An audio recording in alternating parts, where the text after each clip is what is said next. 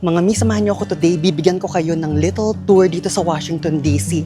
Kasi nga ito, imimit ko na rin yung friend ko bago ako mag-relocate. Isa to sa mamimiss ko mga mi kasi ang gaganda ng mga bahay dito. Dito ako naglalakad everyday pa uwi. Ito pa yung ibang mga townhouse mga mi. Di ba ang cute? Parang meron silang maliit na garden dyan sa may harap.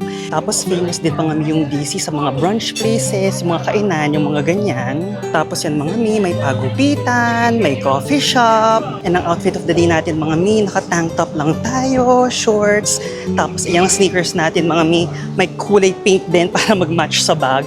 Tapos tingnan mo yung hagdanan dito sa train. Ang haba! Train na tayo mga mi. I add value! Yan! Ito na yung mga train mga mi. Tara, sakay na tayo. So, papunta tayo ng Pentagon City mga mi. Can't believe last Saturday ko na to dito bago tayo mag-move. Tapos I'll meet with Ate Marie, isa sa mga kaibigan ko dito mga mi. Tapos bibigyan ko siya ng konting goodie bag. May eyeshadow, may electric hair straightener, mga nails, may folic acid, mga ipit sa buhok, more eyeshadow palettes, lashes, mga brushes. Don't worry mga mi, pag one day bumongga tayo, pag lumaki tayo, bibigyan ko rin kayo. Nag-move actually ako sa DC dahil sa work. Sobrang grateful ako. Di ba nga sabi, commit your work to the Lord and your plans will succeed. Almost there mga mi. Dito na tayo mga mi.